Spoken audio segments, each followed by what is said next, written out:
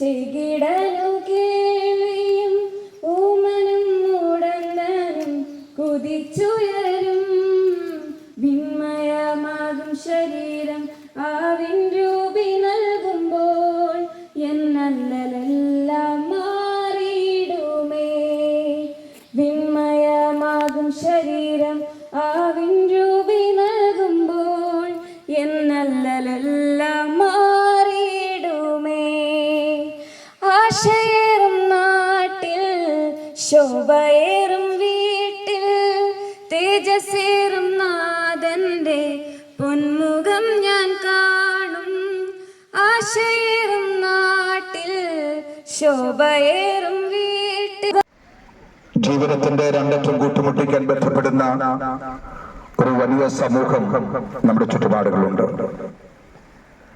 പകലന്തിയോളം പാടത്ത് പണിയെ ചെയ്ത് കിട്ടുന്ന പണവുമായി വീട്ടിലേക്ക് വന്ന് തന്റെ കുടുംബത്തെ പോറ്റിപ്പുലർത്തി സമൂഹത്തിന്റെ ഉന്നതികളിൽ തന്റെ കുഞ്ഞുങ്ങളെ എത്തിക്കാൻ വേണ്ടി അധ്വാനിക്കുന്ന ഒരു വലിയ കൂട്ടം ജനം നമ്മുടെ സമൂഹത്തിലുണ്ട്. അവർക്ക് ഏൽപ്പിക്കുന്ന കഴിവനുസരിച്ച് വിവിധ ജീവിത ഉപാധികളിൽ കൂടി കുടുംബത്തിലേക്ക് സമ്പത്തുണ്ടാക്കാൻ വേണ്ടി രാവും പകലും അധ്വാനിക്കുന്ന ഒരു സമൂഹത്തിലാണ് ഞാൻ നിങ്ങൾ നിൽക്കുന്നത്. കഴിഞ്ഞ നാളുകളിൽ നമ്മുടെ സമൂഹത്തുണ്ടായ വിവിധമാകുന്ന ദുരന്തങ്ങളും അതുമായിട്ടുണ്ടായ പ്രതികൂല പ്രതിസന്ധികളും ജീവിതത്തിന്റെ സാമ്പത്തിക മേഖലകളെ തകിടം മറിച്ചതൊക്കെ നമ്മുടെ ഓർമ്മയിൽ ഇന്നുമുണ്ട്. കോവിഡിന് ശേഷമുള്ള ജീവിത കാലഘട്ടം ജീവിതത്തിന്റെ ഒത്തിരി വേദനയിലൂടെ ഒത്തിരി ദുഃഖങ്ങളിലൂടെ കോവിഡുമായി ബന്ധപ്പെട്ട് അനുഭവിക്കുന്ന ഒത്തിരി രോഗങ്ങളും അതിൻ്റെതായ വിഷമങ്ങളിലൂടെ കടന്നു പോകുന്ന ഒരു സാഹചര്യത്തിലൂടെയാണ് നമ്മളും നമ്മുടെ നാടും കടന്നു പോകുന്നത്. ഈ കാലഘട്ടങ്ങളിൽ നമുക്കല്ലെങ്കിലും നമ്മുടെ സഹജീവികൾക്ക് നേരിടുന്ന ദുഃഖങ്ങൾ, ദുരിതങ്ങൾ, അവരനുഭവിക്കുന്ന വേദനകളൊക്കെ പത്രത്തിലൂടെയും വാർത്താ ചാനലുകളുടെയൊക്കെ നമ്മൾ അറിയുമ്പോൾ ഇടുക്കിയിലുള്ള ജനങ്ങളും വളരെ ഭയത്തോടെ കഴിഞ്ഞുകൂടുന്ന ഒരു കാലഘട്ടമാണ് ഈ കാലഘട്ടം. വയനാട് ദുരന്തത്തിന് ശേഷം വല്ലാതെ ഇടുക്കിക്കാർ ഭാരപ്പെടുന്ന അടുത്തൊരു ദുരന്തം ഏത് സമയത്താണ് നമ്മുടെ ഇടുക്കിയിൽ സംഭവിക്കുന്നത് എന്നറിയാതെ നമ്മൾ വല്ലാതെ ഭയത്തിൽ കഴിഞ്ഞുകൂടുന്ന കാലഘട്ടങ്ങളാണ്. നമ്മുടെ നാട്ടിൽ മണ്ണിടിച്ചിലുകളും മരമീഴ്ചകളും ഉരുൾപൊട്ടലും ഒക്കെ ഏത് സമയത്തും സംഭവിക്കാൻ സാധ്യതയുള്ള യാഥാർത്ഥ്യങ്ങൾ ഉൾക്കൊണ്ടുകൊണ്ടാണ് നമ്മൾ ഈ സമൂഹത്തിൽ ജീവിക്കുന്നത്. ഈ പ്രഭാതത്തിൽ ഞങ്ങളുടെ ഈ സന്ദേശത്തിലൂടെ മനുഷ്യനെ ഭീതിപ്പെടുത്താനോ അല്ലെങ്കിൽ ആവിധത്തിൽ ഒരു ചിന്ത മനസ്സിൽ വിതയ്ക്കാനോ അല്ല എന്നുള്ള യാഥാർത്ഥ്യം നമ്മൾ തിരിച്ചറിയണം. ഏത് സമയത്തും എന്തും സംഭവിക്കുവാൻ സാധ്യതകളുണ്ട്. ഈ ഭൂമിയിൽ ദൈവം മനുഷ്യനെ നൽകുന്ന ഈ ആയുസ്സിൽ മനുഷ്യരോടുള്ള ദൈവത്തിന്റെ നീതി എന്ന് പറഞ്ഞാൽ അവർ ദൈവത്തെ അറിയണം എന്നുള്ളതാണ് ദൈവം ആഗ്രഹിക്കുന്നത്. വേദപുസ്തകത്തിലെ വാക്യങ്ങളുണ്ട്, നിന്റെ സമാധാനത്തിനായുള്ള നീയും അറിഞ്ഞു എങ്കിൽ കൊള്ളായിരുന്നു. മനുഷ്യൻ സമാധാനത്തിന് വേണ്ടി, സന്തോഷത്തിന് വേണ്ടി ലോകപ്രകാരം നേടിയ അറിവുകൾ പലതുണ്ട്. ചില പറയാറുണ്ട് സിനിമ അല്പനേരം കണ്ടാൽ സമാധാനം കിട്ടും. മറ്റൊരു കൂട്ടർ പറയുന്നുണ്ട് മദ്യപിച്ചാൽ സമാധാനം കിട്ടും. വേറൊരു ഗ്രൂപ്പ് പറയുന്നുണ്ട് വിനോദസഞ്ചാരത്തിൽ ഏർപ്പെട്ടാൽ വിവിധ സ്ഥലങ്ങളിൽ പോയി കാഴ്ചകൾ കണ്ടാൽ സമാധാനം കിട്ടും. ഒരു പക്ഷേ അതൊരു യാഥാർത്ഥ്യമാകാം, പക്ഷെ ആ നിമിഷങ്ങളിൽ മാത്രമേ ഉള്ളൂ. മദ്യപിക്കുന്ന വ്യക്തി മദ്യം അകത്തി നേടുമ്പോൾ ലഹരി മൂത്ത് തന്റെ സമനില എത്തിയിട്ട് താൻ ആരാണെന്നോ എന്താണെന്നോ അറിയാതെ കഴിഞ്ഞു പോകുന്ന ചില മിനിറ്റുകൾ ഒരുപക്ഷെ അതിനൊന്നും അറിയാൻ കഴിയുന്നില്ല. ബൈബിളിലെ ഒരു വാക്ക് അവരെ കുറിച്ച് പറയുന്നുണ്ട്, മാനത്തോട് നിൽക്കുന്ന മനുഷ്യൻ വിവേകഹീനനായാൽ നശിച്ചു പോകുന്ന മൃഗത്തിന് തുല്യനത്രേ. മൃഗങ്ങൾക്ക് അമ്മയപ്പന്മാരെ തിരിച്ചറിയത്തില്ല, സഹജീവികളെ തിരിച്ചറിയത്തില്ല.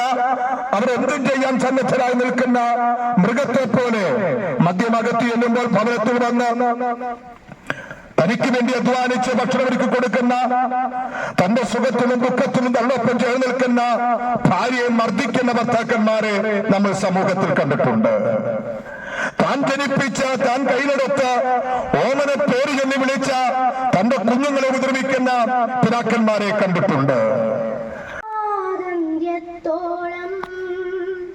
ഓരോ നിമിഷവും കൃപയാൽ നടത്തിയിടുമേ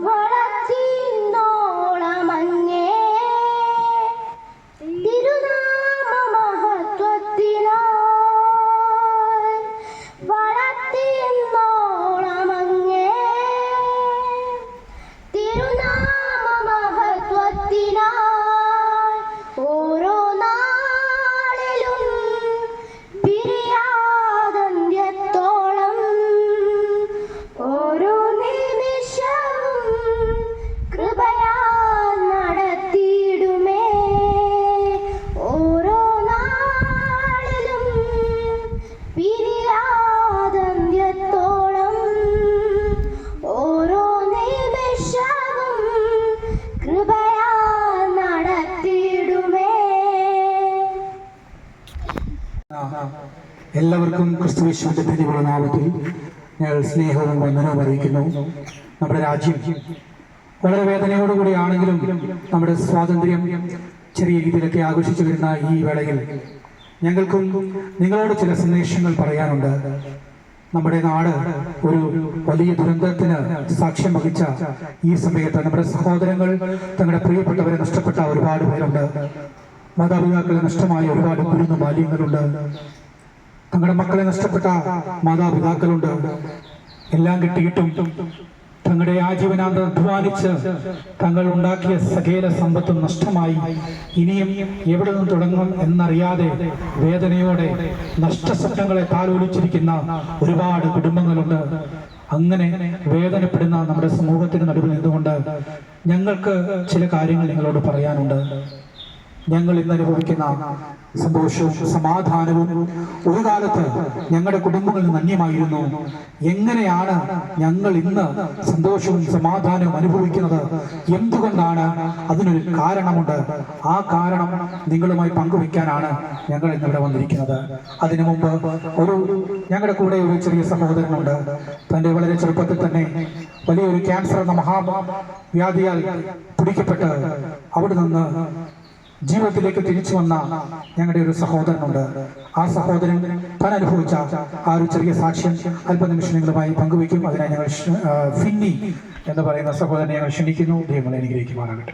ഒക്കെ സമയത്തായിരുന്നു എനിക്ക് അതിൻ്റെതായ ബുദ്ധിമുട്ടും കാര്യങ്ങളൊക്കെ വന്നു തുടങ്ങിയത്. അതിനുശേഷം തിരുവനന്തപുരം റീജിയണൽ ക്യാൻസർ സെൻ്ററിലൂടെ എനിക്ക് ചികിത്സ വന്നു.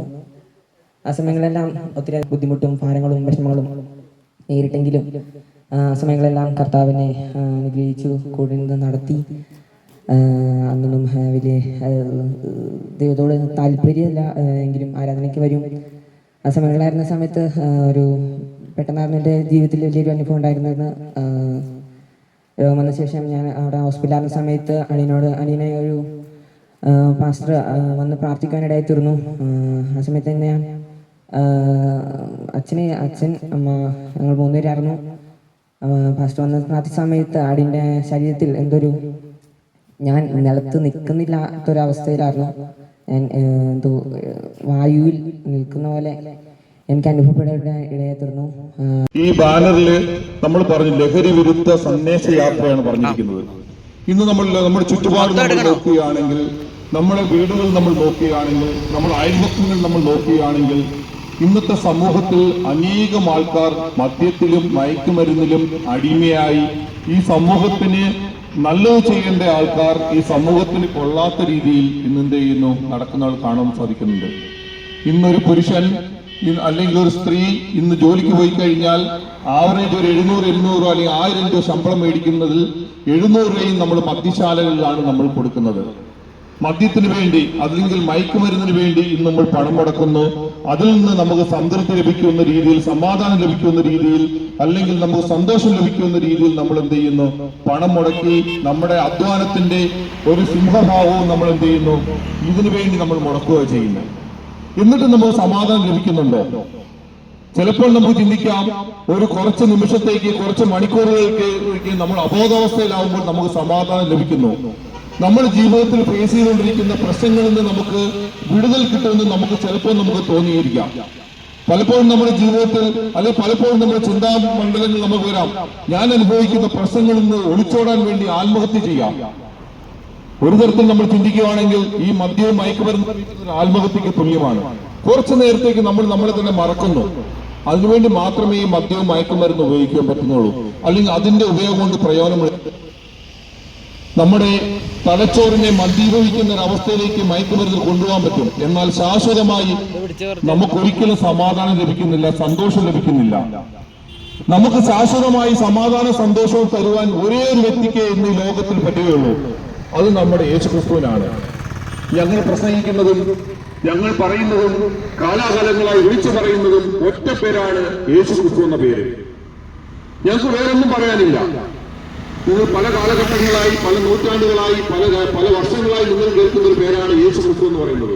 ശില്പിയെ നേരിൽ കാണും അല്ലലില്ല നാട്ടിൽ ഞാൻ എത്തിടുമ്പോൾ, സ്വർഗീയ ശില്പിയെ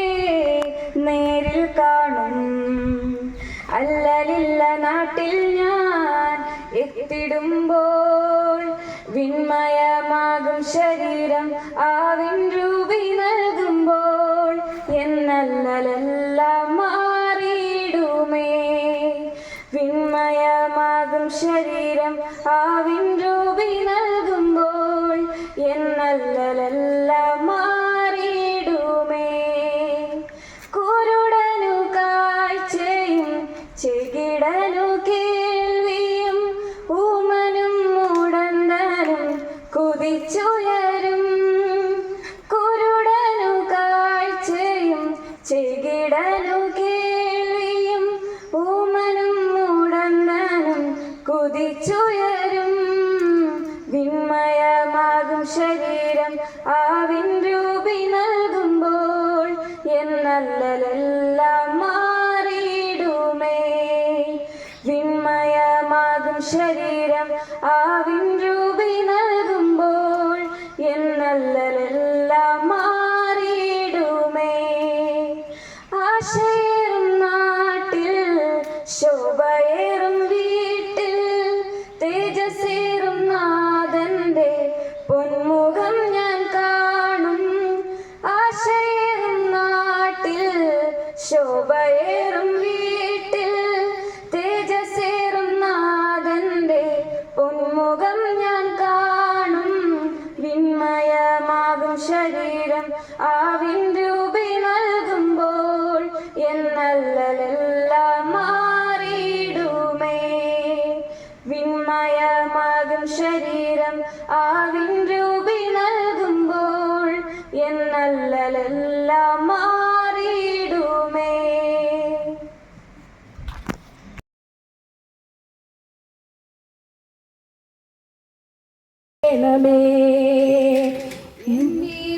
ുമായി ഞാൻ സമർപ്പിക്കുന്നേ നിൻ വചനത്താൽ എന്നെ കഴുകണമേ. നിന്റെ ഹിതം പോലെന്നെ നടത്തണമേ. ശുദ്ധാത്മാവിനാൽ എന്നെ നിറയ്ക്കണമേ. നിൻ വഴികളിൽ ഞാൻ നടക്കുവാനായി വഴി കാട്ടിയാൽ എന്നെ നയിക്കണമേ. വിശ്വാസത്തിൽ എന്നെ ഉറപ്പിക്കുവാൻ ക്രിസ്തു എന്ന പാറയിൽ നിർത്തി.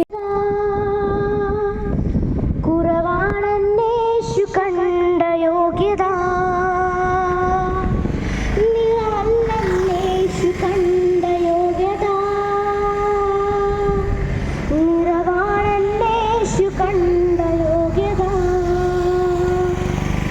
പണമല്ലെന്നേശു കണ്ട യോഗ്യത. കണ്ണിൽ പണമാണെന്നേശു കണ്ട യോഗ്യത. ഉയർച്ചയല്ലേശു കണ്ട യോഗ്യത, താഴ്ചയാണേശു കണ്ട യോഗ്യത. വളർച്ചയല്ലേശു കണ്ട യോഗ്യത, എൻ്റെ തകർച്ചയാണേശു കണ്ട യോഗ്യത. തളർത്തതയല്ല യേശു കണ്ട യോഗ്യത, വാടി വീണതാണേശു കണ്ട യോഗ്യത. കഴിവല്ലെന്നേശു കണ്ട യോഗ്യത, കുറവാണെന്നേശു കണ്ട യോഗ്യത. കഴിവല്ലെന്നേശു കണ്ട യോഗ്യത, കുറവാണെന്നേശു കണ്ട യോഗ്യത.